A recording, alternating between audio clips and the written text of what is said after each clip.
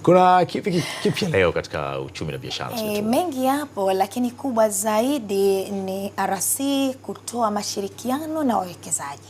Ni jambo jema kabisa. Muda wako wako. Asante. Na mtazamaji wa shirika la utangazaji Zanzibar, bila shaka hujambo na uko tayari kwa ajili ya kukujuza mengi kupitia habari za biashara na uchumi usiku huu. Utakuwa nami Sbetu Amur. Tukianza habari zetu moja kwa moja, mkuu wa mkoa wa Kusini Unguja Hamida Musa Khamisi ameahidi kuwa serikali ya mkoa itaimarisha ushirikiano na wawekezaji wote waliowekeza na wenye nia ya kuwekeza katika mkoa wa Kusini Unguja. Amesema lengo ni kuhakikisha mkoa wa Kusini Unguja unaendelea kuwa ukanda wa uwekezaji hasa kwa sekta ya utalii. Mwanahabari wetu Zen Harub ameandaa taarifa ifuatayo.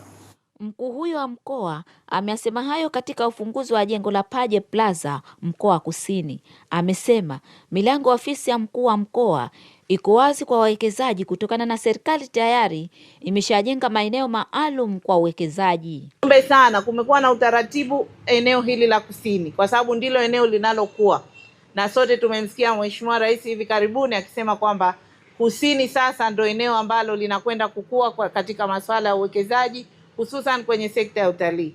Tunaahidi kwamba siku zote tutaunga mkono jitihada za wote walioanza kuwekeza hapa. Tunafahamu kila mmoja anatamani kuwekeza kwa kadri alivyo na capital yake. Lakini nyinyi mlioanza hapa mmeonyesha njia kwa wengine kwamba kila kitu kinawezekana.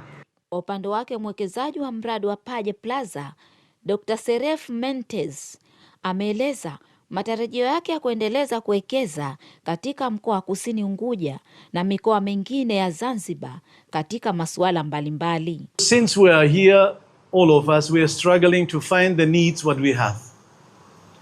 And we make the first step, and in front of all of you, I want to say also thank you to all the business owners who trusted us.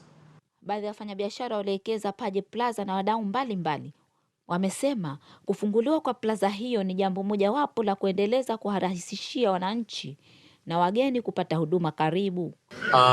The idea is that when people use skincare products, it is made in Zanzibar. Sio it's from Egypt, sio it's from France, sio it's from Italy. And Paje is now our home and we'll be promoting made in Zanzibar. Biashara na uchumi, Zena Harub, ZBC.